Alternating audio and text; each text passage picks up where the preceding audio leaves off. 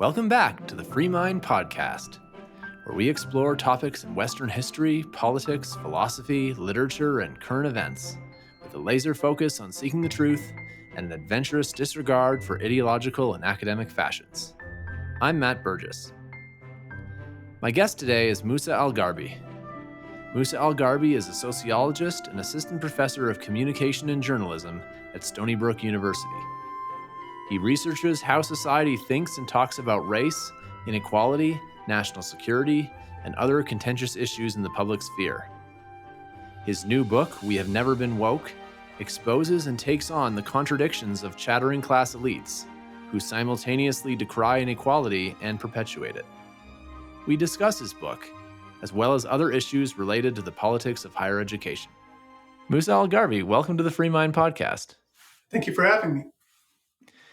Yeah, I've wanted to have you on for a long time. I really want to talk to you. I really want to talk to you about your book, but I'm excited to talk to you in general because you're somebody that everything you write, I probably agree with it like 70% of the time, but I always find it interesting and thought-provoking, even when I disagree with it. Ooh, I don't like that, but it's a good argument. So I admit that I enjoyed reading it.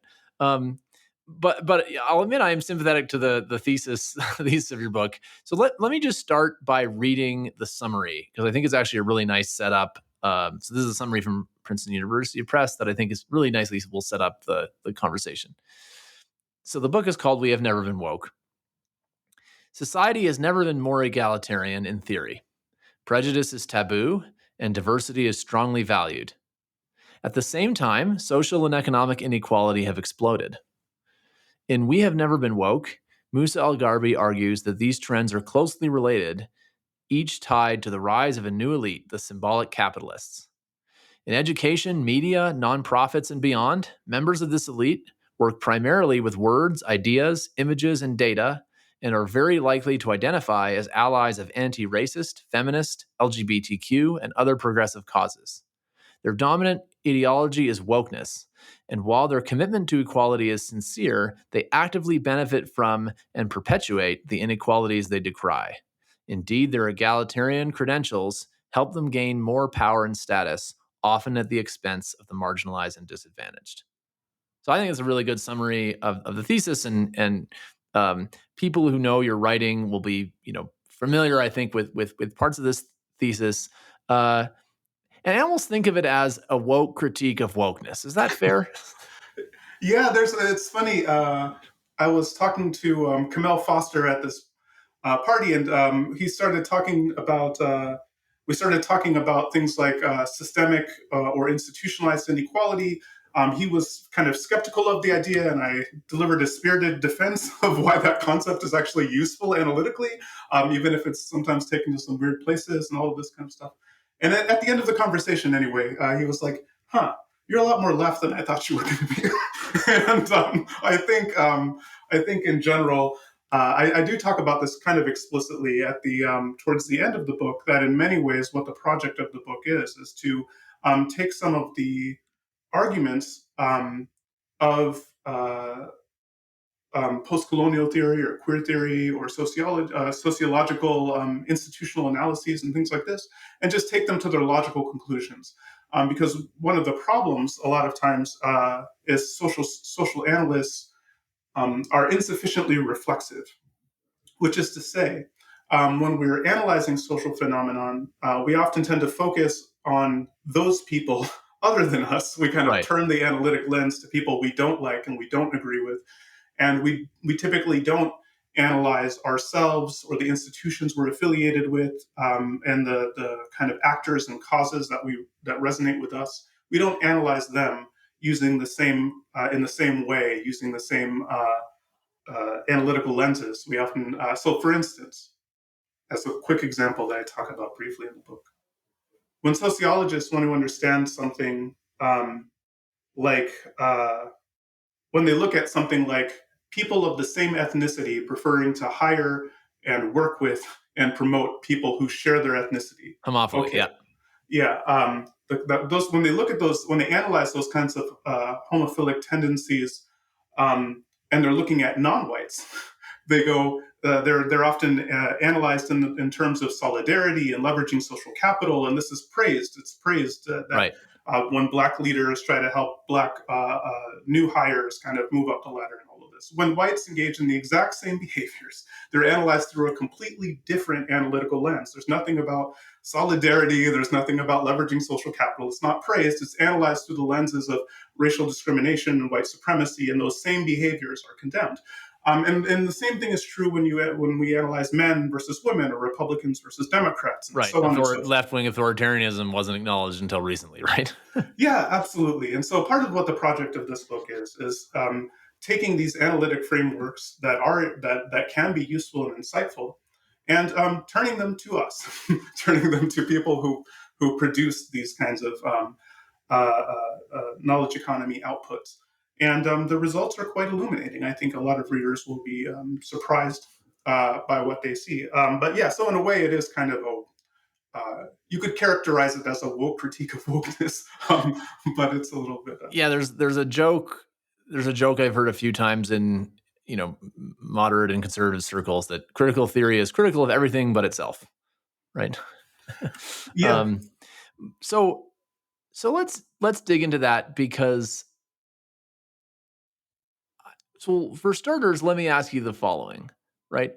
Uh, how much of what you're describing in your book is really just an instance of what I think people call social licensing, right? Like the there's a trope, during the Me Too movement about the feminist guy who's and moonlights as a sexual harasser, right? Yeah. Uh, it is it is it just that on a big scale, or or is it more? Is there something kind of more unintentional about it? Because certainly one of the things that you say that I want to ask you about is this point that the symbolic capitalists are sincere in their beliefs in anti-racism and concern about equality, et cetera, et cetera.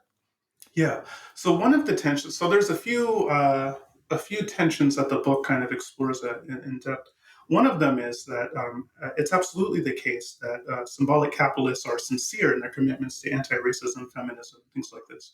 It's not that people who work in fields like academia and journalism and so on are cynical when they say when they express concern about African Americans or LGBTQ people or women and so on. The problem is that we have these sincere egalitarian commitments, but we also have these sincere commitments to being social climbers and to being elites. Like we want to be elites. We want people Right. to refer to us. We want to have a different social status than Joe the plumber. We want to exert influence over society. We want to be better off financially than other people. We want our children to reproduce our own class position or even be better off, and so on and so forth. And this desire to be an elite is also sincere and is in fundamental tension with the desire to be an egalitarian, right? You Right. can't be an egalitarian social climber. Those are just that's a contradiction in terms. And so that's one of the problems is that we do have this sincere commitment to egalitarianism, but that's not the only sincere commitment we have. We also have sincere commitments to being elites and to climbing up the ladder and exerting our power and influence over other people and so on and so forth. And that's not really compatible with a lot of the egalitarian drives we have. Another, oh, sorry, go ahead. Yeah. So, well, I want to ask you. I want to ask you a few more meta questions, but first, I think it might be helpful for the listeners to get into some examples. So, can you give some vivid examples of how symbolic capitalists benefit from and perpetuate inequality? And from what I know, you're writing, some of those examples are maybe tangential to the beliefs that symbolic capitalists purport to have, right? So, the Uber driver the underpaid Uber driver drives you around, and the underpaid DoorDash driver brings you your food, right? That may have nothing to do with your professed wokeness, but maybe as a systematic inequality that you're benefiting from.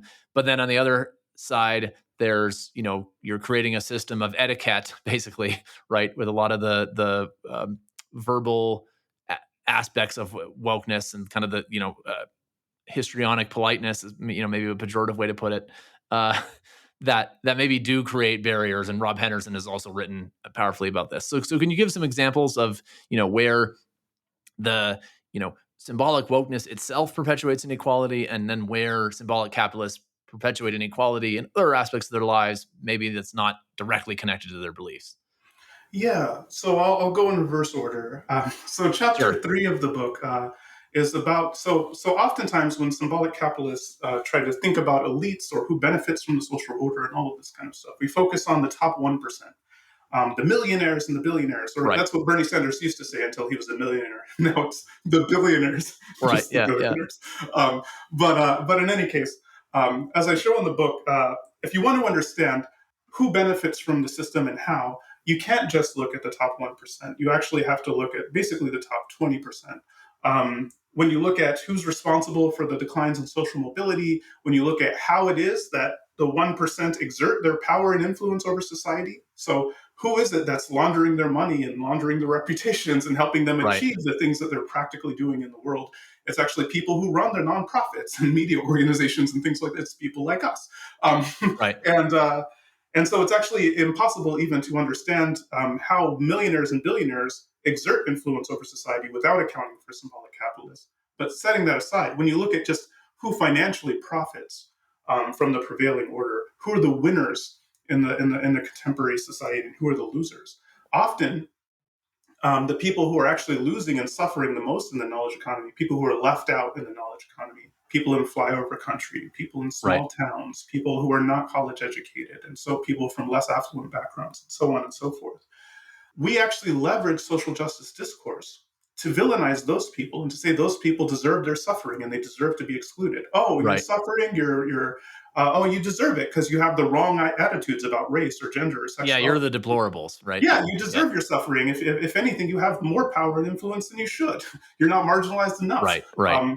And so we actually leverage social justice discourse to justify why the losers in the prevailing order deserve to lose and why people like us deserve to win. So that's one way in which another way in which this plays out, though, as you noted, is it's absolutely the case that when you look at the distribution of attitudes across society, people who are lower income, who are from less advantaged backgrounds, who are immigrants, who are racial and ethnic minorities, religious minorities, and so on and so forth, they actually tend to be, on average, significantly more socially conservative Yeah. than The than moderates.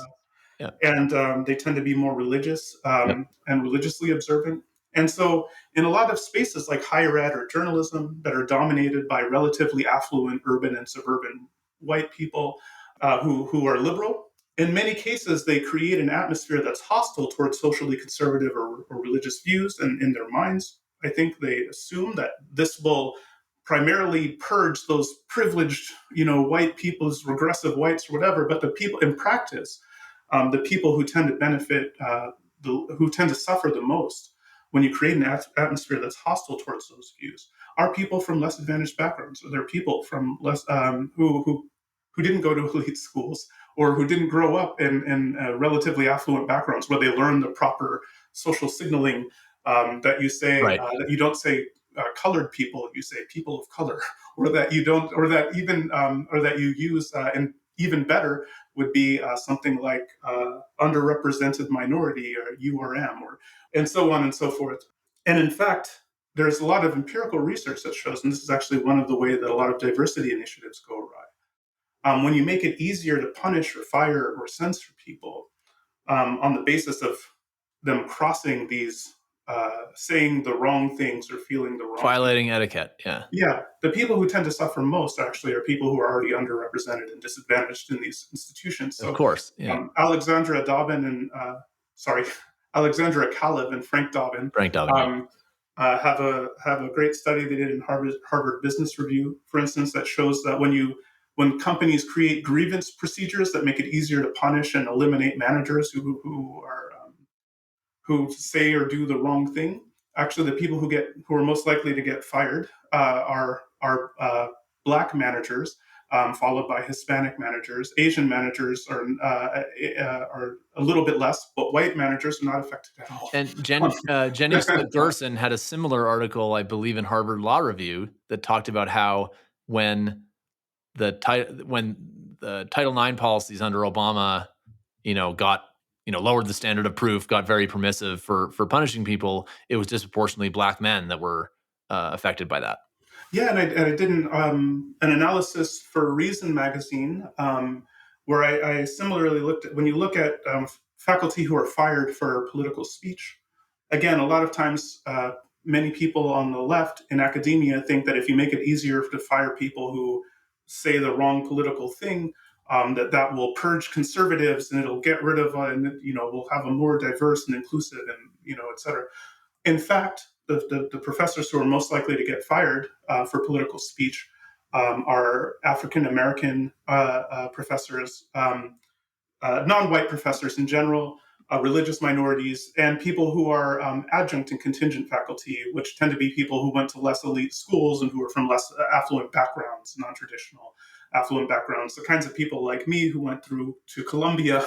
Well, I'm from a non-traditional academic background, but I also And have a you've been PhD. canceled. You give yourself some But credit. but I also have a PhD from Columbia University, right? Yeah, And yeah. so and so so people who with PhDs from Columbia University are not the kind of people who are most likely to get affected I mean, adversely. would the following be kind of a pithy summary of what you just said, which is that to to be able to punish people for speech, you have to be in power. Yeah, And censorship therefore, is by definition, censorship will always favor whoever's in power. And yeah. so the only time when it would be rational to favor censorship is if you think you're in power, right? Yeah, and this is actually a mistake that a lot of people make when they pass censorious laws, is they assume that people like them will be in power forever. Right.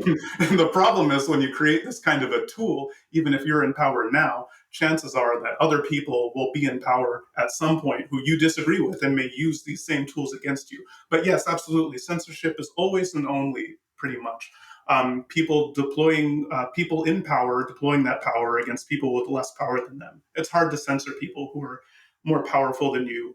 And in fact, you can. So this is just a kind of chronic error that people make. It's pretty much always and only going to be people who are already institutionally vulnerable or underrepresented who are going to suffer the most from censorious regimes. Even the cases where people seem to be that are often described as people punching up. So there are lots of cases of symbolic capitalists canceling ordinary people um, because of some Right. interaction they had that was recorded and disseminated online, blah, blah, blah. Yeah, there was There's a famous example in 2020 of the blue collar worker, I forget his industry, who was flicking a cigarette out his window, and someone thought he was making a white nationalism sign. Turns out he was Yeah, Hispanic. That would be kind of an example of what you're absolutely. describing, right? Yeah, or at Yeah. at Smith College, they had a janitor that Oh got yeah. punished because students who argued that he was racist, that they were racist in some way or whatever. And so this kind of there's a lot of these cases you can see of affluent people punching down at normal people. It's not too often that normal people successfully cancel elites, and even the cases that people like to come up with of punching up, it's just usually um, some constellation of pretty advantaged people working together to purge someone who's even more advantaged. But there's almost no cases of just ordinary Joes out in the world successfully purging or collapsing elites. It Or just doesn't they're happen. punching up in one narrow sense. The like I've seen examples up close of you know um, non-white female full professors bullying white male junior professors and saying that they're punching up, right? Well, actually, so this is a big Uh, point of my book, is that it's actually what we what symbolic capitalists often tend to do is actually think about structural conditions like who's actually in power, who actually wields power, and part of the reason they're able to why they have this blindness is because we often tend to exempt from analysis elites. So, for instance, when we talk right. about elites, we tend to talk about Jeff Bezos or Elon Musk, not Oprah or or Jay Z, who are also billionaires. So, when we're railing against the billionaires, we're not railing against Oprah and Jay Z. We're railing against Elon Musk and Jeff Bezos. But the problem with this is, insofar as we exclude from analysis elites who are non-white, non-cisgender, who are religious minorities, and so on and so forth. If we exclude those people from analysis, The problem with that is that the elite strata in America is growing more and more diverse. There are a Right. lot more women who are in positions of power and influence. There are a lot more non-whites. There are a lot more religious minorities and immigrants and disabled people and LGBTQ people and so on and so forth who are in positions of power. And so, if you exclude all of those people from analysis, then you have this increasingly narrow and impoverished understanding of who benefits from the social order and how, why social orders persist, and so on and so forth. And so, one of the things that I emphasize throughout the book is it's actually really important to not just single out white people or men or whatever for unique analysis. It's actually important to symmetrically analyze the behaviors of non-white elites. The fact that you're not white doesn't negate the fact that you're an elite. um, Right. and so this is the problem that. But a lot of times we try to leverage. This is another example of how leveraging social people sometimes leverage social justice discourses and modes of social analysis in ways that mystify or obscure social realities instead of clarifying them. So, Right. So let me ask you two follow-up questions about that. And one is, how much of the pattern you're describing boils down to just the history of the last 50 to 70 years in this country being ones where, on average, the importance of race as a stratum of unequal opportunity has declined, not as fast as we'd like, in some dimensions, not as much as people think. Whereas, since about the 70s, by many measures, although there's some debate about, year to year dynamics of it and how much and all that. But by many measures, since the 70s, class inequality has increased. So how much of what you're describing just comes down to, not focusing on the right axis of inequality yeah. versus something kind of more pernicious than that? Well, actually, one thing that's interesting and actually is as I show in the book, actually one what's probably actually more predictive and influential than class in a contemporary economy. Uh, so the what's more predictive than the kind of socioeconomic rank that you were born into Mhm. is what professions you're a part of and what professions your parents are a part of. And family Specifically, structure also, right? I'm thinking of the episode I did with Brad Wilcox. oh, sure, sure. I mean, things like family structure matter, and again, things like class also matter. Yep. But things like educational attainment and a profession that you're a part of, and the professions that your parents are a part of, um, actually are some of the most predictive, and they predict a lot of this other stuff like family structure and so on. Right. As Rob Henderson and others have highlighted, I mean, one of the interesting contradictions. Um, of symbolic capitalists is that we're some of the people who are most likely to disparage traditional families or write off the significance of traditional families. But in fact, we're some of the people who are most likely to have hailed ourselves from traditional families and to be Yeah. reproducing traditional families of our own. Um, uh, but um, but yeah, so professions, the symbolic professions have actually become an important means of transmitting inequality. Things like college degrees increasingly shape who is worth listening to, and actually this is one of the core social tensions that we see. So for instance, in a lot of small towns and stuff like this, there are all sorts of people, people who run used car dealership chains uh, or grocery store chains or have some other small business or something like this. It used to be in the past that those people would be well respected in their community and they would get a lot of deference and blah, blah, blah, blah, blah. But today, the kids aren't looking to emulate those people. They're looking at people in big cities and entertainment and knowledge Right. economy professions and stuff like this. And so wealth actually doesn't give a lot of those people the same kind of symbolic capital that it used to. And there's a lot of resentment about that. That's actually one of the key Right. sources of kind of social tension right now is that the sheer amount of money you make actually doesn't influence the kind of doesn't determine the kind of influence you have over society to the extent that it used to. Credentials actually matter more, especially credentials from elite institutions like Harvard and Yale and whatever.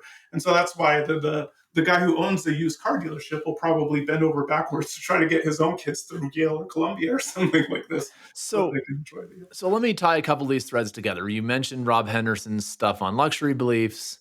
You were just talking about how, wealth and symbolic social status don't always go together. Um, and then you were talking about how people who are economically disadvantaged and symbolically disadvantaged in our society tend to be, for example, more socially conservative. So let's bring that all together and into a empirical pattern that I believe you and I have both written about, which is that there's this idea in elite circles that the median voter is a social liberal and an economic conservative, and in truth, it's the exact opposite of that, right? And when I always try to explain the intuition of that to students, and in talks, combined with the pattern that the extremes on both sides are disproportionately rich, white, and educated, I'll say if you're living on the margins, politics affects your life in a visceral way, right? You're not going to do experiments with getting rid of the police, for example, right? But if you're on the extremes and you're a political hobbyist, which is also disproportionately a trait of people in the extremes, politics is a shirt, and you want your shirt to be more colorful and attention grabbing than everyone else's shirt because that's how you gain status, right? I think this may be why academia is so susceptible to faddish luxury beliefs, right? Is that we are, for good reason, I think, insulated from immediate negative consequences of having bad ideas. And so combine that with the incentive to get attention and you have issues. Uh, so so how much of it is that? Like how much of the problem is the incentives of symbolic capitalists by virtue of their professions are to have attention getting faddish ideas more so than making people's lives better. Yeah, I mean, so one of the unique things about the symbolic professions is that the key way that you succeed in a lot of these professions is by winning the esteem of your peers and kind of differentiating yourself from your peers and Right. so on and so forth. And so we're much more oriented than a lot of other people in a lot of other types of jobs in trying to manage our status and our reputation and have people and in fact, this is one of the things that's striking that I spend a lot of time talking about in the book, and that'll probably be spicily received.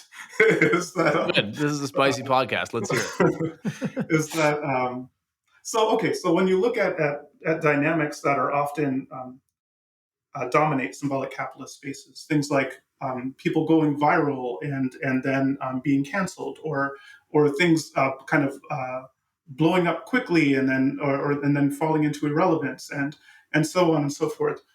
These kinds of dynamics are really acute and pronounced in our kinds of in symbolic capitalist spaces, but they're not what you would expect in a world where in institutions that are dominated by people who follow the facts wherever they lead and think carefully and form their conclusions based on these are trends that you see, dynamics that you see when people instinctively and reactively just imitate the people Right. next to Changing your mind is good in science, but this person who had a bad opinion and apologized for it should still lose his job, right? them. Yeah.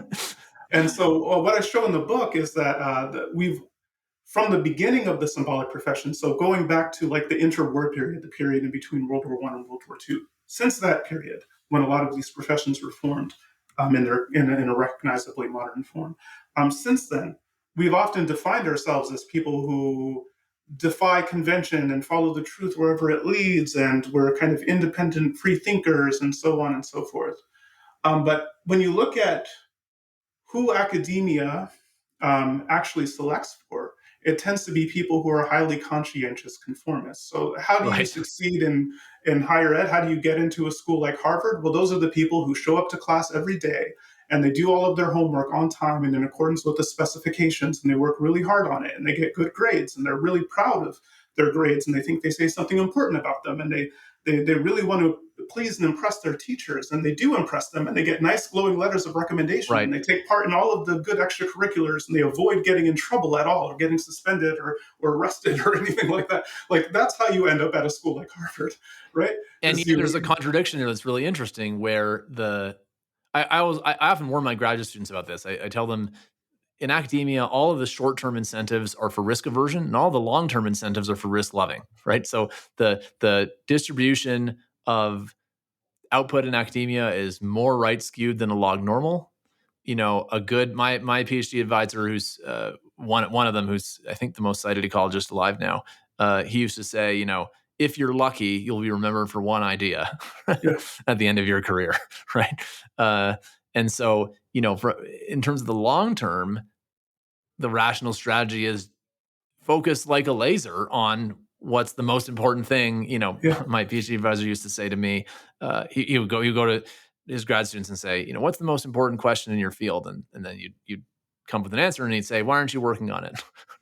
Yeah. Well, and as you say, the Yeah. incentive structures are often often in the short term and medium term They're often flow you flipped. in the Yeah. opposite. And so like for instance, the advice that I've always gotten throughout my entire academic career, well-intentioned people who are trying to kind of make sure that I didn't get canceled like I did, Yeah.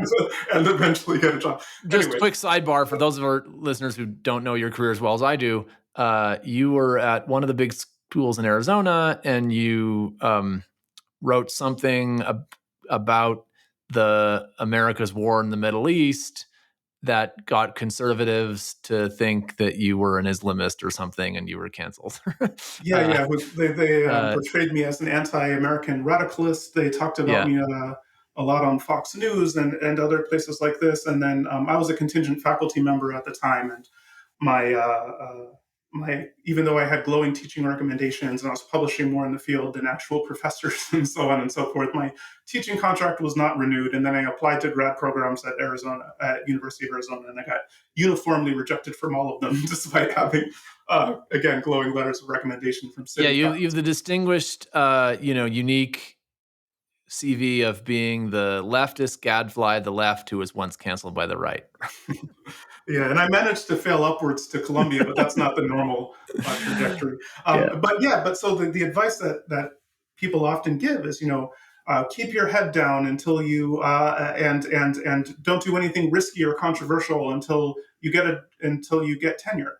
But Right. then when you think about that, if you spend 4 years in grad school, in undergrad, keeping your head down and avoiding doing anything controversial so you can get into a good grad program, and then you spend 6 years in your PhD program, Right. keeping your head down and avoiding staying until you get tenure, until you get a job, and then you get a job, and then you spend another 6 years keeping your head down. By the end of this, you're talking about like 2 decades, basically, of keeping your head down and not saying anything and people always deceive themselves thinking that at the end of this process then they'll really pew pew pew, but like by the time you get through that process, 2 decades of doing this, you're no longer the kind of person who goes pew pew pew. You're the kind of person who keeps your head down and Right. avoids saying anything controversial. That's your habitus now, and chances are when with your own grad students you'll advise them to do the same because it worked for you and you have a job and you have tenure, and so you'll probably tell your own grad students the same well-intentioned advice that what they need to do is keep their heads down and avoid saying anything controversial. Now, I It's think, yeah, so that's totally right. And with one caveat, and that is, I think that the people often talk about tenure as being the line of like when you can take risks. I actually think it's when you get a job, right? Because it's actually in most schools um, pretty hard, certainly in public schools, to fire if you're productive, if you're research productive and you have good teaching evaluations, it's pretty hard to fire or not tenure a tenure track faculty for political reasons without making it fairly easy to win a lawsuit. Right? Contingent faculty is a different story. Obviously, as you know, right? But you cannot hire somebody for all kinds of shady reasons, right? yeah, And so, I do think that there's some truth to the idea that if your goal is to stay in academia, that there's a stronger incentive to avoid controversy, not necessarily to avoid like ambition. Risk. There's lots of risky research projects that are not controversial and are risky for other reasons. But to avoid methodologically controversy when you're a innovative postdoc. and so on and so forth. Now, the upside, the thick right tail, so the upside of risk taking, I think still exists throughout. But I think as a postdoc or a grad student, it's exists as much or more outside of the academy as inside, right? So, for example, when I was a postdoc, I was at Santa Barbara, and Colin Wright was there at the same time. We didn't really know each other that well. I maybe met him once or twice or something, but he, I think he's a good example of somebody who had potential to have a good academic career. Probably was pushed out of the academy, at least in part due to his politics and his public writing. And yet I would say, from a standpoint of having symbolic capital, and I don't know what his income is like, but I imagine it's decent. He's landed on his feet, right? Jordan Peterson is maybe an even more famous example. He was just a normal psychology professor when I was an undergrad at University of Toronto. Uh, but he has said, right, that he jokes often that he monetized social justice warriors, right? But he did. It is true that his academic career suffered for his controversy. So I think you can fail up. I think you can fail up even as a grad student and as a postdoc. But if you want to, pursue controversial research as an academic, I do think that there's some truth to the idea that you want to keep your head down a little bit until you get your first job, and then worry maybe a little bit less than some people say about tenure or not. That at least has been the strategy that I've followed, which so far has been fine. I've yet to be canceled.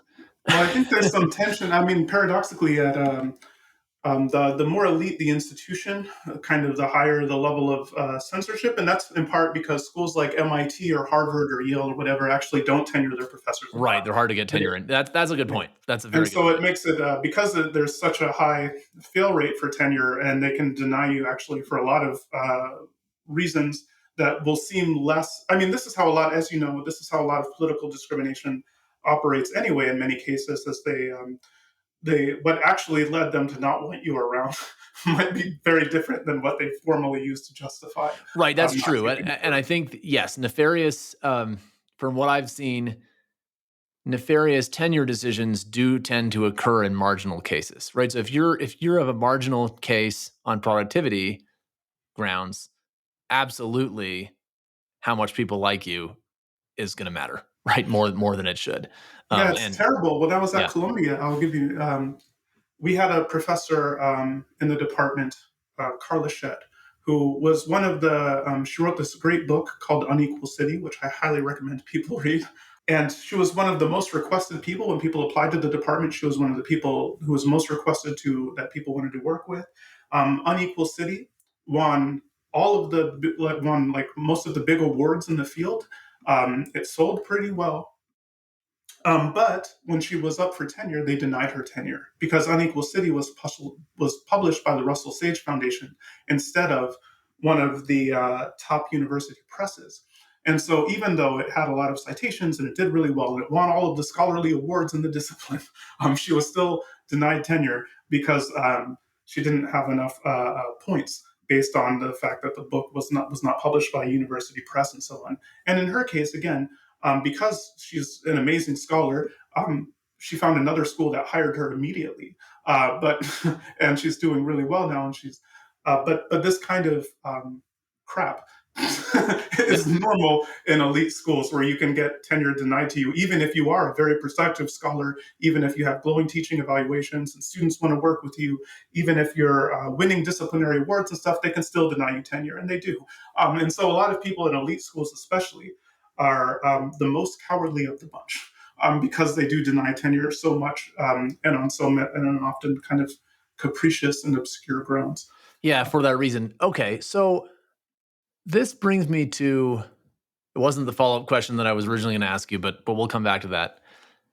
So one of the thoughts I've often had about the etiquette versions of campus wokeness is that they're related to the increasing competition within symbolic professions, right? So, I started grad school in 2009. I finished in 2014. I got my first faculty job in 2018.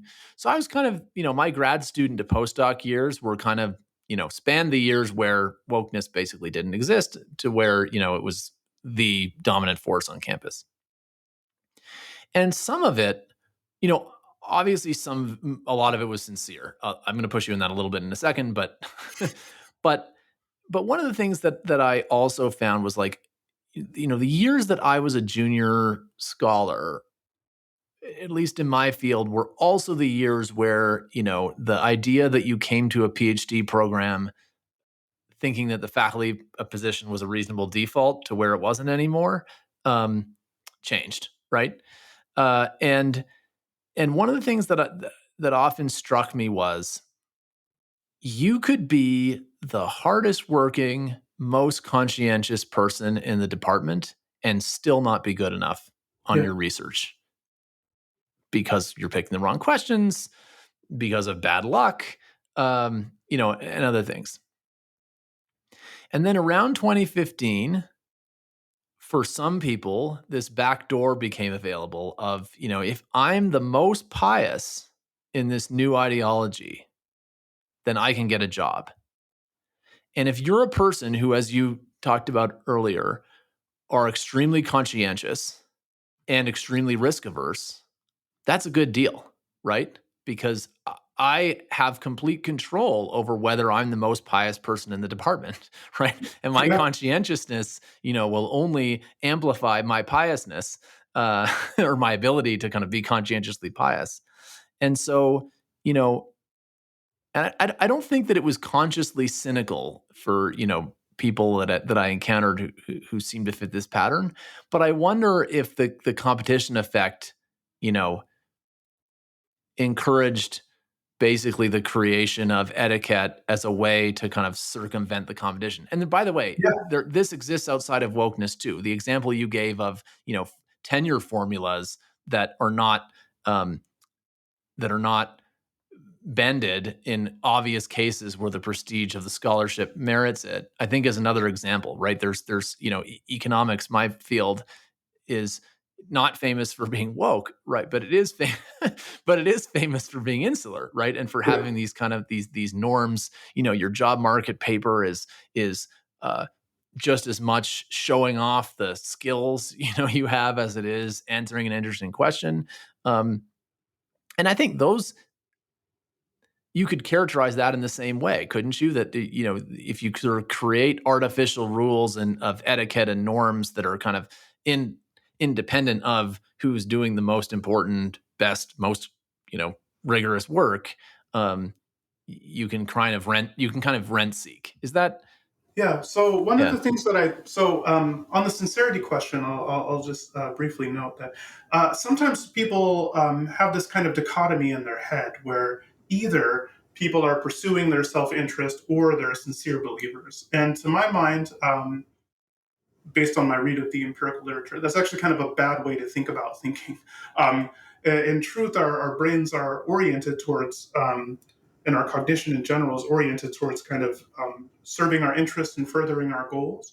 And so, a belief that's convenient for us to have is actually a belief that we would be more likely to hold sincerely and actually want to convince other people to hold sincerely as well. Right, So sincerity and interest serving aren't contradictory. They're actually typically complementary. The more interest you have in believing something, the more likely you are to sincerely believe it and espouse it to other people. right, And then on the question though of whether precarity leads to the rise of wokeness, that's actually one of the key arguments of the book. So what I show in the book is that the kind of rapid shift in norms and discourse that we see among knowledge economy professionals after 2011 is actually a case of something. And in fact, there were three other periods, similar periods of right, awakening, using the same measures, the same kinds of measures that you can look at now, shifts in symbolic economy outputs like newspapers, shifts in protest activity or political alignments, shifts in how people talk and think about social justice issues, and so on and so forth. Looking at these same kinds of empirical, you can see that there were three previous awakenings.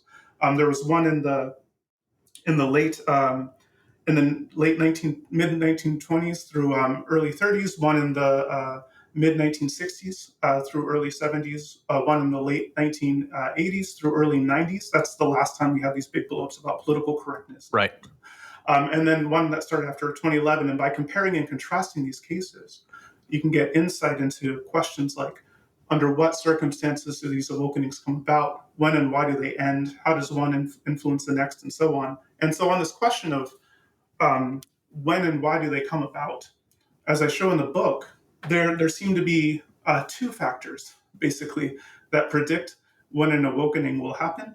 The first one, and probably the most important, is that they occur during periods of elite overproduction. Yep. So that's the term by Turchin, yeah.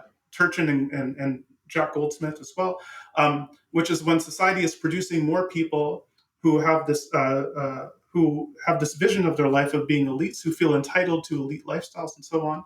Then we have capacity to absorb them into the power structure. So we Right. have a lot of people who are planning their whole lives on kind of coasting into an elite position, and then that doesn't happen. So when you have these periods of elite overproduction that grow especially pronounced, that's the first predictor.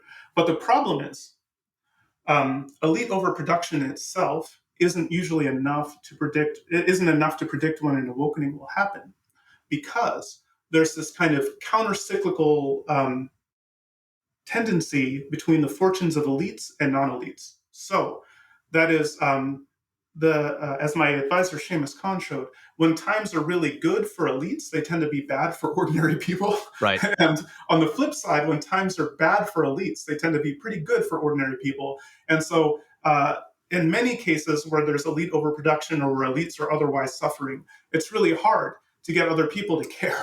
Yeah, Oh, it's let me break out my morning in tiny America. violin Shut up, right? for your poor, for the poor, Yeah. elites who Yeah. can't. But there are some moments where these trajectories are collapsed, when things have been kind of bad and growing worse for ordinary people for a while, and then all of a sudden they're bad for elites too. And those are the moments when awakenings tend to happen, Like the 2010s. like the 2010s. Yeah. And the same is true in all the previous cases. And so, yeah, it's absolutely the case that. And so what you have is during these periods, kind of frustrated elites or people who are really anxious about their ability to reach the elite, or people who are excluded from these positions, and so on and so forth, try to leverage social justice discourse to indict the existing people at the top in order to Right. purge them and make room for people like themselves. As they say, those people are corrupt. They're too cozy with it. They need to be overthrown by people like me, basically. Is the kind of crass tweet length Yeah, totally. description Right. of what's It's going on there. elites fighting elites, both using the language of the masses, right? Yeah, and so when you look at and they can use the language of the masses more effectively in those points, because When those the are masses are periods when the suffering. masses are actually suffering. Yeah. Yeah. And yeah, and so and this kind of tendency to leverage social justice discourse in these power struggles is itself really interesting, and it's tied to the fact that a lot of that most of the symbolic professions from the outset, from their creation, again back in the interwar period, were defined themselves as altruistic in nature, or serving the common good and the greater good. So, for instance, lawyers are supposed to again kind of serve the legal profession is defined explicitly in its organizational codes and things like this as being altruistic in nature and not supposed to be profits. They're supposed to serve all of their clients, no matter who they're no matter who they are, to the best of their abilities, and so on and so forth. Doctors are supposed to serve. Scholars are supposed to follow the truth wherever it leads. Journalists are supposed to hold the Right. powerful to account and be the voice for the voiceless, and so on and so forth. So all of the kind of power that we enjoy, the unique pay that we enjoy, the unique autonomy that we enjoy, the prestige that we enjoy, has always been justified on the grounds that you give these things to us because we serve the common good, and especially the least among us. And the fact that our kind of social position and our pay and all of this has always been tied to that kind of to those kinds of narratives is part of what lays the groundwork for this unique form of inter-elite struggle within these And there's professions. varying degrees of cynicism in how that's applied, right? So, in terms of professional status, I would say at the high end of that cynicism is, you know, uh, charity endeavors of large corporate monopolies, right? Or basically want to be liked enough to avoid the antitrust suits, right? Whereas doctors, I would characterize as less cynical. It's true that doctors do very well, but most people I know who go into the medical profession, do really want to help people. Um, so is there a dynamic back to this question of how sincere are the symbolic capitalists? Well, Is actually, there is there a spectrum? Is there a spectrum there where sort of some are some are Well, pretty cynical. I remember in 2020 or after 2020, there's one of the things that I found about this recent awakening is that a lot of older academics were just, in my perception, just kind of caught off guard by it and sort of didn't really understand, took the sincerity almost too seriously and kind of didn't understand. You have conversations with them where you say, like, look, somebody spent the last 2 years, pushing long-term lockdowns and getting rid of the police, which are, two of the worst things that have happened to some of our most disadvantaged communities in decades. And they're telling you that hurting their feelings is dangerous. You might want to consider the possibility that what they actually care about is their feelings, right? uh, so that's kind of a cynical take. But do you see, is there a similar spectrum among the symbolic capitalists of kind of some that are very sincere, but maybe blind to the self-serving nature of some of their stuff, versus ones that are kind of fairly cynical? I think outright cynicism is a little rare, in part because again, it's just cognitively difficult for us as human beings to truly um, engage in bad faith behavior and still feel good about ourselves. Right. Um, and so, because of how weird my life is these days, I've gotten to meet and consult with politicians and millionaires and billionaires and CEOs and heads of corporation, of these Yeah. major nonprofits and so on and so forth. And I'll say, to a person, they all seem very sincere, very sincerely committed to egalitarian and all of this. I don't think that they're if you walk, and in fact, this is one of the things. Like, so, for instance, Hillary Clinton is widely viewed as this kind of duplicitous politician. A lot of people view her as immoral and whatever. Sure, But sure. like, there's actually all these news reports. Like, if for people who work for Hillary Clinton, who see her every day and interact with her very closely, almost all of them, to a person, come away from their interactions with Hillary Clinton thinking she's a gifted, profound, sincere person with a genuine desire to improve the social world and people, and she has a bad rap. And so this is, and I think this is this kind of experience Yep. this kind of dynamic you see with Hillary supporters, is actually true. Down the line, I think there are very few genuine cynics. One of the problems, though, is that there is a lot of not self of non self awareness. So there's this phenomenon where people who are elites from historically marginalized or disadvantaged groups conflate their own interests, their own values, their own goals with those of, say, Black people writ large or women Right. writ large or whatever, when in fact they're not representative. They themselves are not particularly representative of the groups that they purport to Okay, let represent. me stop you there because this is a perfect segue into something I wanted to ask you, which is, we talked about a few minutes ago about how class and the diploma divide are becoming more important, right? But also the diploma aspect, maybe more heritable, right? In the habits and the family structures and that come with that. And so in that, I actually do see a tension that's maybe more sympathetic to the, Claudian gays of the world who had a relatively privileged upbringing, quite unrepresentative of other African Americans, right? Which is that, on the one hand, if the big divide is the diploma divide, then we shouldn't be doing things to magnify that, even if it diversifies who has a diploma, right? Is kind of one crude take. But on the other side, if having a diploma and the wealth and the social capital and the lifestyle benefits that come with that are somewhat heritable, then isn't that also kind of an argument for worrying more about the diversity of who has a diploma? Yeah, I mean, I think one a lot of the so my advisor, one of the people I worked with closely, he wasn't actually technically my advisor, but he had a big influence on my thinking. This is sociologist Gil Ayal, and he has this great book called The Crisis of Expertise. And the main argument of that book, or a main argument of that book, is that when you look at everything, policymaking, a lot of decisions, a lot of things that shape people's lives are determined by experts.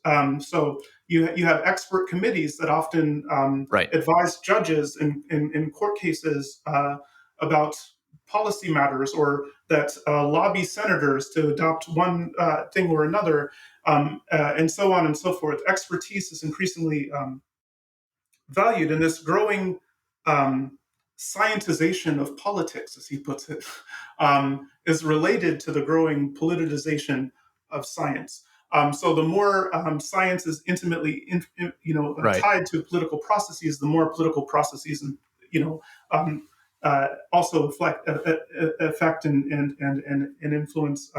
And so, what a lot of the contestation around expertise is fundamentally about, IL argues, are questions about like who gets to be an expert, whose interests do they actually represent, who, and when people don't perceive that people like them are represented in institutions, when they don't think their values are represented, when they don't think their interests are represented, the natural thing that people do, and this is true of institutions across the board, not just knowledge oriented institutions, but institutions across the board, the kind of natural response people have to being excluded from institutions, or especially when they think those institutions are hostile towards people like them, is that they try to marginalize those institutions, or villainize or delegitimize them or deconstruct them if they have the power to defund them or to, and so on and so Right. forth. And that's what we're seeing. And that's often explained as like in terms of um, anti-intellectualism or those people being stupid and whatever. But the reality is, even when you look at things like vaccine, like which slices of America um, got the COVID vaccine versus which ones that didn't. This is often described in red and blue ways because we like to tell those kinds of stories, we being knowledge economy professionals. Sure.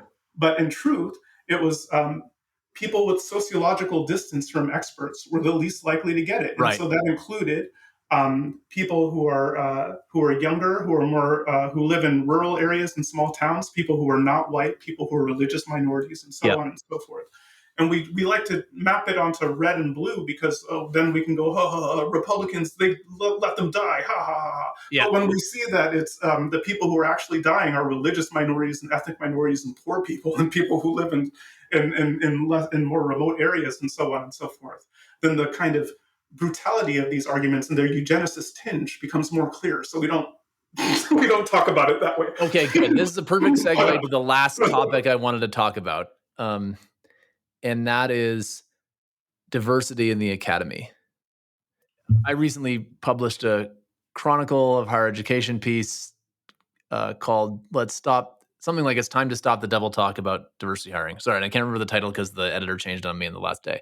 Uh, So it goes. but it was good. It was a good title, and basically, it was born of long running frustrations I've had with the lack of willingness of educated society to grapple with obvious but intractable trade offs.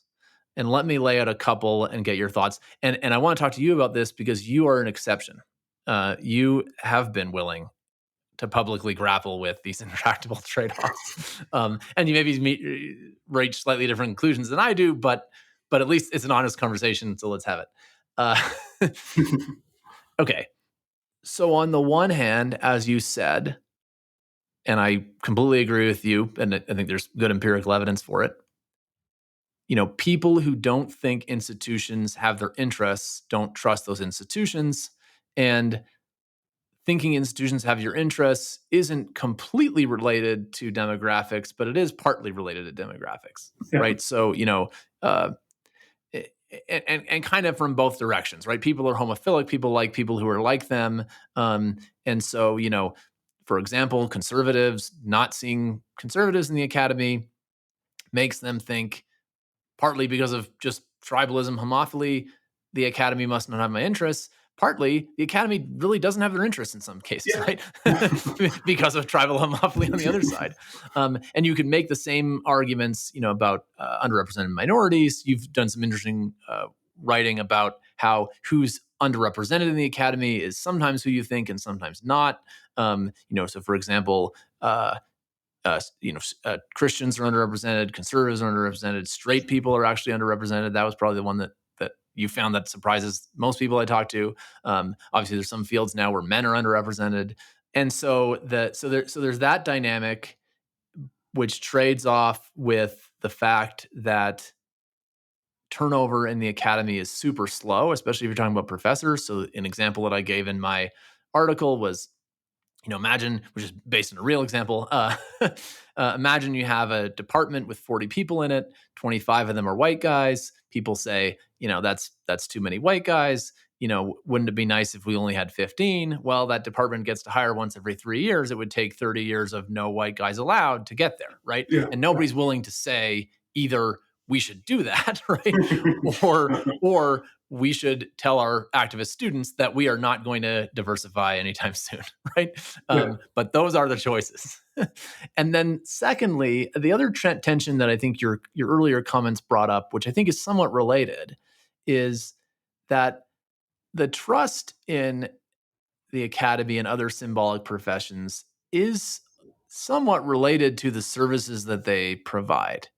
And so, if we make it explicit that we care more about politics than the truth, and we make it explicit that we care about more about the color of your skin than what your research is, that's going to cause us to lose trust too.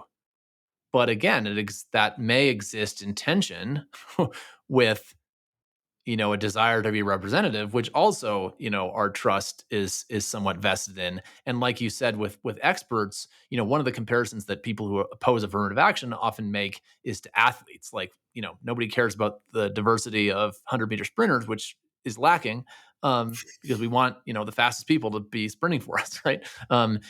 Is medicine really less important to us than sprinting, right? And I think that's a pretty powerful argument in some contexts. But as you say, if people are homophilic, sprinters do not make public policy decisions about my life. Yeah. And thank goodness they don't, right? not because of their demographics, but because they're not experts. Yeah, that's not what they do. It's not what they do. But to your point about how that interacts with homophily, the more we become technocratic, dependent on experts, the more maybe we should care about the homophily, and certainly there are examples of instances where like Black patients' pain is on average discounted, and maybe that has something to do with stereotypes and homophily. All right, so you got all these trade-offs, right? How would you advise a university leader to navigate them? Like what is Musa al-Gharbi's faculty diversity policy? Okay. Well, I think the number one thing to understand is that, as you said, there's trade-offs all the way down. So there's Yeah. no universal, there's no obvious solution that will fix all of these problems and not include downsides for anyone else, except for maybe. So as you said, if you have a certain constitution of faculty that currently exists and turnover is kind of slow, the options are either, again, hire pretty consistently on the basis of something that you're explicitly not hiring on, or or Except just the turnover is reconcile slow. yourself. Yeah. Yeah. There is a third option in principle, which would be hire a bunch more people, like grow the pie or whatever. But that's not realistic, Well, right? and It's not. universities have declining demographics. Well, or force people to retire, right? It's another one that Yeah, there's actually some merits for encouraging a lot of less productive senior people to retire. yeah, Um, and the Although, conservatives would like that too. I mean, and speaking of the people, not sincere people not realizing their self interest, a couple of times I've had ones in particular. In my previous job, there's a faculty meeting where an older white male senior faculty was waxing poetic about how white men needed to be magnanimous and give something up, and it was time to hire more on the basis of race, and frustrated and unfiltered as I am often, I raised my hand and said, "Do you know what I've never seen? I've never seen an older white male faculty say, 'I'll retire on the condition that you replace me with a minority.' What I've often seen is older white male faculty say, 'I had it easy, so discriminate against the young guys and promote me up the chain because I'm such a virtuous, magnanimous white guy.'" yeah, uh, yeah. I mean, so one thing that is the case is that homogeneity in a field, or a lack of certain people not taking part in knowledge production, does often adversely impact. There's not a correct. one-to-one Yeah. correspondence between people's demographics and their views, And in fact, not even anything close to that. If there was, we actually wouldn't need diversity so much. We could just have one black person who could represent all the blacks, right?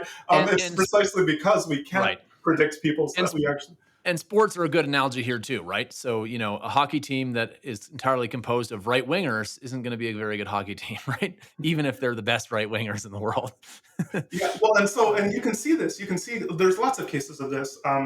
So, for instance, before women were involved in the field of psychology, um, scholars had a hard time understanding women as competitors, as Right, agents, as sexual beings, and so on and so forth.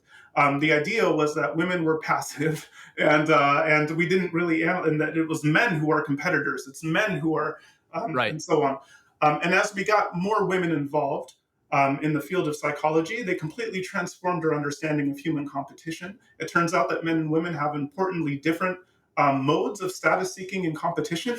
And in fact, men's inabilities to flourish in a lot of more female characteristic forms of status seeking and competition partially explains why a lot of men are struggling to succeed in feminized in increasingly feminized right. professions. And But conservatives in climate is this. I've seen a similar kind of dynamic where there's a lack of diversity, but the people who point out trade-offs with avoiding energy poverty, right, and development, and how fast we mitigate climate change, in my experience, are disproportionately libertarian, centrist, or right-leaning. yeah, Um, well, and so yeah, so as as this an example, and yeah, and so the some are people from we the developing world where they see these things viscerally, and that's another kind of lack of diversity issue. So yeah, totally, yeah, diversity yeah, does so make these teams better. it makes teams better. It improves, and in fact, even often diversity is kind of uh, concern about diversity is kind of put into juxtaposition with meritocracy or making decisions based on merit. But the reality is, basically, no one is hired purely on the basis of merit.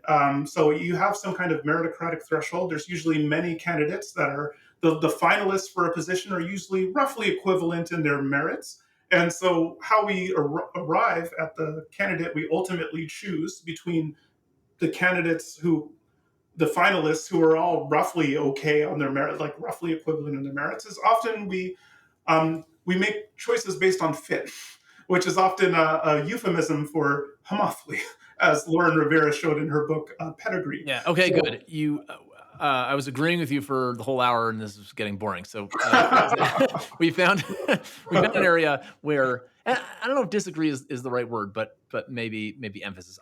So everything that you said is true as stated to a point. However, a couple things. One, I think people see. So while it is absolutely true that in the context where diversity improves teams, that sometimes demographics, in a broad sense, which includes politics, upbringing, race, whatever, can be a genuine plus factor from the perspective of merit. Number one. Number two, it is also true that the number of people that meet the bar in a faculty search is large enough that you can make demographic decisions and still have somebody who meets the bar. But here are the two buts. Number one, people sometimes perceive that affirmative action in faculty hiring juxtaposes diversity with merit because, to be candid, I think in my experience, sometimes it does, right?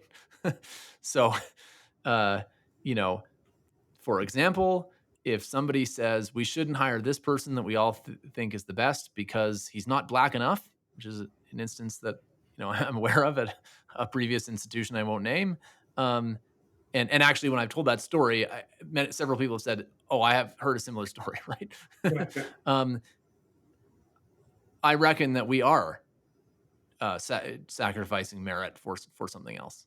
That's I'll number give one. you another example. Oh, sorry, no, no, go Before ahead. you do, Yeah. and this is the but that I think is more challenging to your argument. Remember how we were talking before in the context of risk preferences that the output of academics is extremely right skewed, right? For example, when I started my first faculty job, the top two most cited members of the department had way more citations than the rest of us combined. Yeah. Okay. That means that in academia, the difference between the 99th percentile and the 98th percentile might actually be big, not Mm. small, right? And that means that this assuming that your top four candidates, oh, they're roughly equal, so we're going to pick on demographics. You might actually be in the long run making a big sacrifice. Um, and one of the challenges is that particularly in some fields where people come right out of their PhD, right, to be in the faculty job, you can't necessarily see that well the difference between the 95th and the 99th percentile Well, but for some of the that's job market, but and for then there that clearly very can be a bias, reason, right? but for Uh, that very reason, because you actually can't see it, then what we ultimately choose for in the absence of considering diversity is also something other than whether they're going to be the 98th or the 99th. Because as you said, we can't know that. So what we ultimately end up choosing based on usually the default is fit. Who's a good fit for this department? But in some Um, fields you can, right? So it's true that there are fields like economics where most people are coming out of grad school with no pubs and they have this job market paper and they have letters and totally there's all kinds of funny business that can happen, that is, not just about diversity, not about diversity, but, biased in all the ways that DEI appropriately worries about, right?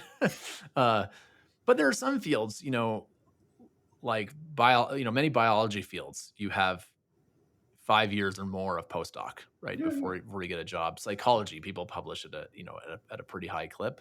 Um, and I will say, whereas I have seen searches where the differences were small, and sometimes decisions may have been made on fit that probably do have unconscious biases of the traditional variety, and some may have been made on diversity where maybe you're making a sacrifice or maybe you're not and maybe you don't know. I have seen searches where the differences were enormous and yet demographics were still prioritized.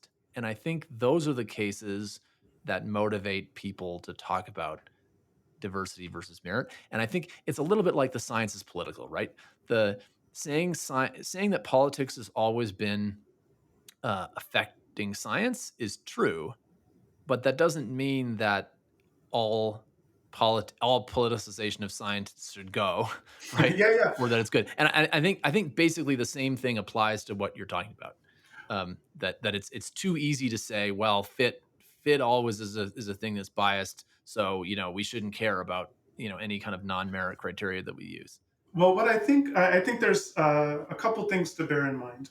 One of them that I think is really important to bear in mind is that historically, concern for I wrote an article about this for Heterodox Academy. It's called something like "Diversity and Merit Need Not Contradict" or something like. You can just look it Yeah, yeah, yeah. up. I'm sure I read it when But it came out. what this is for the readers, for the listeners' benefit. Yeah. But what I argue in that piece is that when you look at historically, uh, concern about merit as we currently understand it, and concern about diversity actually arose in tandem.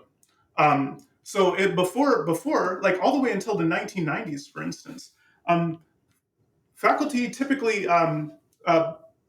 departments didn't even list their positions publicly. Yeah, They sure. didn't even have to list. It was an old boys club. It's just someone in your network. They give the job to someone without even posting it, without competition, without all of the. It was only as we had a growing diversity of people going on the PhD market, and there was growing contestation around the question of, well, who gets to be a professor or not, Right. that we started seeing this move to make things more transparent, more metrics oriented, more genuinely competitive, and so on and so forth. So it's actually only because of the diversification of the professoriate or of people who aspired to the professoriate that we started seeing these kinds of meritocratic these increasingly transparent, formal, metrics-based, et cetera, kinds of evaluation for hiring and promotion. That just wasn't the case. People have a hard time understanding just how different hiring and promotion was as late as the 90s. And Okay, let me try to end by continuing this glass half full optimistic thought train, right? Um, in the following way. So one of the things you talk about in your book is how, you know, woke overreaches provoke backlash, right? That can be harmful to disadvantaged groups. And again, I think that expressed literally, there are definitely instances in which that's true, right? However, my glass half full take is that the sine curve of history is long, but declines in amplitude towards justice. And what I mean by that is, for the most part, the backlash that actually succeeds to overreaches of one side doesn't take away most of the benefits that were kind of the nuggets, the grains of truth from the other side, right? So, take Me Too, for example, right? The After a bunch of the Me Too cancellations, the controversies around Obama's Title IX regulations, um, Betsy DeVos comes in, puts in some more due process, right? Um, People talk about the backlash to Me Too, but you know what nobody was talking about? Uh, Getting Harvey Weinstein out of prison, except his lawyers, right? um, and and I kind of think the same thing applies to a lot of these things, right? There's After 2020, there's been a big backlash, particularly, I would argue, against the types of wokeness that your book criticizes, right? The kind of the performative, the histrionic, the narcissistic, the counterproductive. And yet, correct me if this is wrong, because you know these data better than I do, but I believe it's the case that for the most part, racial attitudes, concerns about racial inequality have increased, over the woke period and have not decreased very much, right? As kind of one example.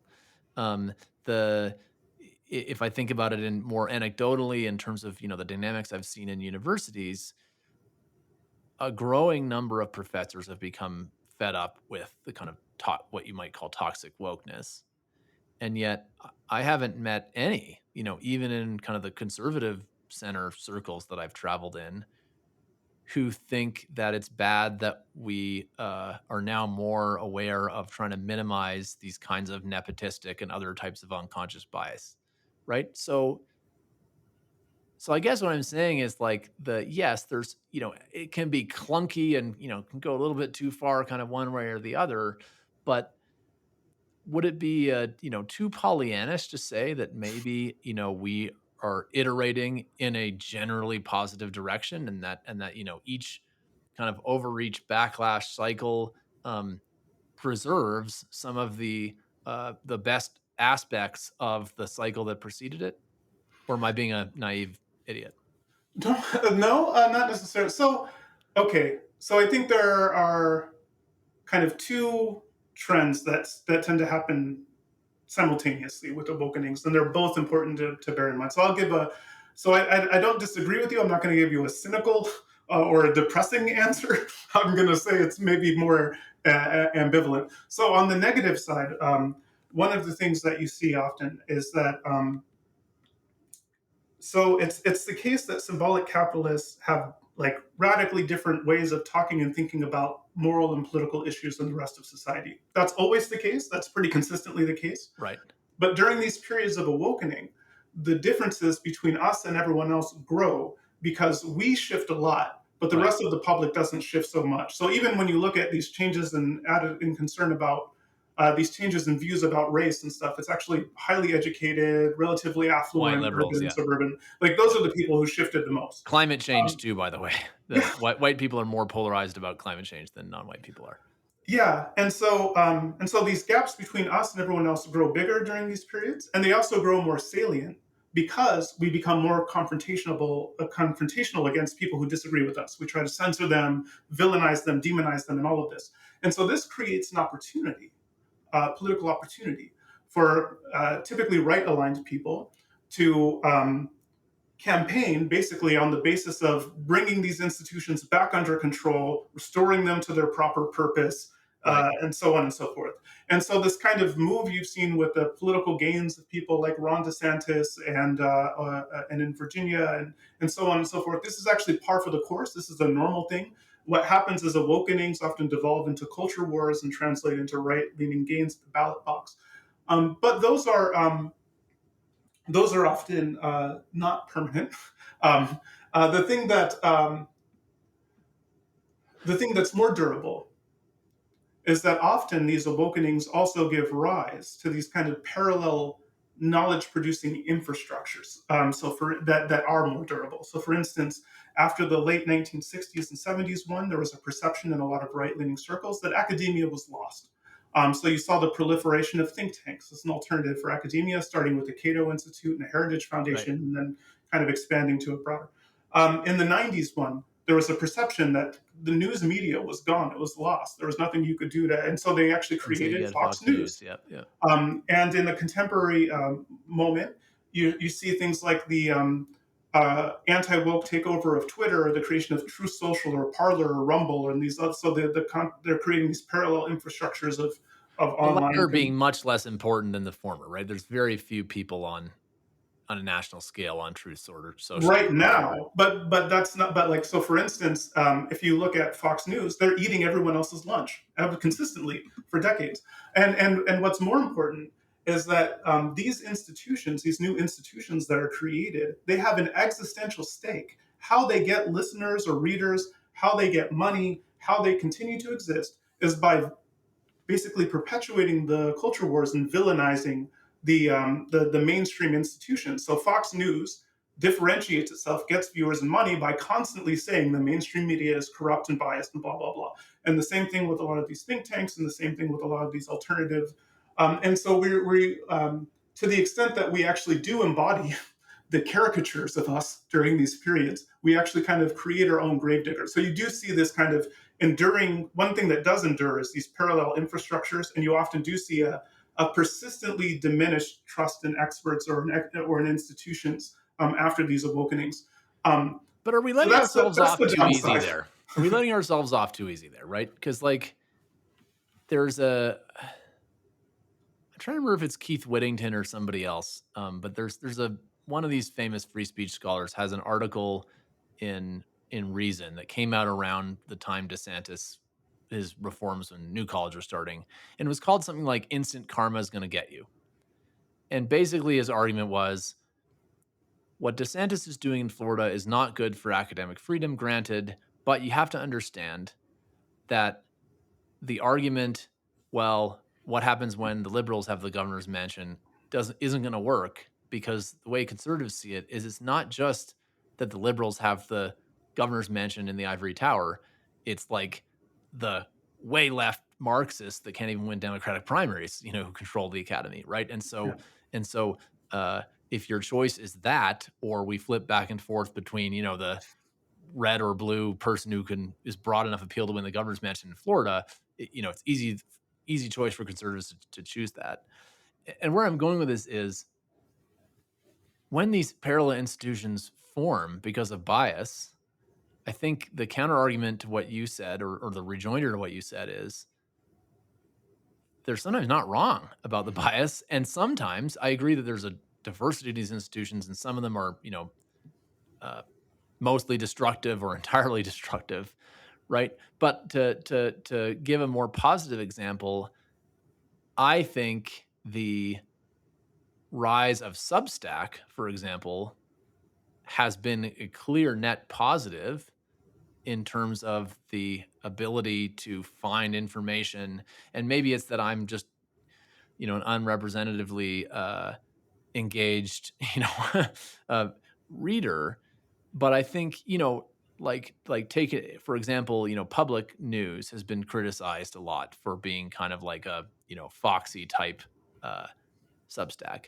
And I think it's fair to say that they definitely have an angle and they sometimes have an axe to grind, right? I mean, they've written a lot of articles about Kamala Harris, right? Recently. But on the other hand, sometimes they break stories that nobody else is going to break, right? Uh, and I think that there's a you could apply that same argument to some extent to Fox, Yeah, well, and so So at what point, is saying that there are negative aspects of this really a counter argument to my claim that kind of it's an iterative process that, is broadly leading in a positive direction? Well, the problem is for some of these parallel institutions, I think there are clear upsides. It's better that we do have if academics are driven out of if conservative and religious people feel like either feel or just in practice don't have a Right. have an avenue in academia. It's good that think tanks exist and stuff, in my opinion. But it's also the case that a lot of that these institutions do have a different set of interests that diverge from those of mainstream academia or mainstream media and whatever. And one of those key interests is that they have an existential necessary interest in sowing distrust in mainstream institutions, and they also Correct. have an existential um, interest in kind of fomenting the culture wars indefinitely. And those are maybe in tension with goals that we might desire them to have, like telling the truth wherever it leads or whatever. Yeah. Now, Should we bring back the again, fairness doctrine? uh, I think the fairness doctrine, in the sense, so that's of course, the bill where it used to be the case that if you had airtime for one party or one view, you were basically obligated to try to have You were obligated to try to be comparable balanced, yeah, and then airtime that and to, then that went away. It was also yeah, criticized in some cases where maybe it was being misapplied yeah, and creating false balance, like with climate change in the early 2000s. I had a yeah, former colleague who, has some famous work on that. But should we yeah. I bring that mean, back? I mean, is that a solution to sort of say, okay, like we're going to use the fairness doctrine to define trustworthy news and enforce that, and then if people want to say their crap outside of that, they can go for it, but at least we have some kind of a label that people can use. I think the prop so on the one hand, so the problem, one of the things that people didn't like about the fairness doctrine is that, as you said, there's not always two sides to a story if you're trying to tell the truth. Like sometimes it's just the case that Right. and Although so um, that rhetorical ploy is also overused, right? yes, Yeah, yeah. yeah, And so the idea is like, oh well, why don't we let the experts, the knowledge producers, the journalists, the right. academics, whoever, make those determinations? And in cases where there's genuine ambiguity, they would feature a diversity of views. And in cases where it's just the truth is blah, then they'll just not. The idea is that people like us should be able to do that. But in reality, the reality is we often don't. We have mental incentives ourselves and kind of mental biases ourselves to view a much broader range of cases as cases where the truth is just blah than might actually be the case. So there are many issues upon which there are areas of reasonable disagreement or things that we're not really considering or wrestling with, and maybe we should. That if you just leave it to the mainstream folks to decide, then you'll end up with these systematic patterns of blind spot and bias. And so I think something like the fairness doctrine can be useful for mitigating that tendency, but it does leave you, of course. So again, it's just trade offs all the way Yeah, so we're short on time. down. So, on that unsettling note, let me just say that, trade-offs are real. Glasses that are half full, by definition, are also half empty. And Musa al-Gharbi, thank you so much for coming on the Free Mind podcast. Everybody should go buy your book, We Have Never Been Woke. Uh, it's available for pre-order. By the time this airs, it will be available for real. Please buy it. It's good. And thanks so much for coming on, and we'll see you soon. Thank you so much for having me. The Free Mind Podcast is produced by the Benson Center for the Study of Western Civilization at the University of Colorado Boulder. You can email us feedback at freemind@colorado.edu or visit us online at colorado.edu/center/Benson. You can also find us on social media.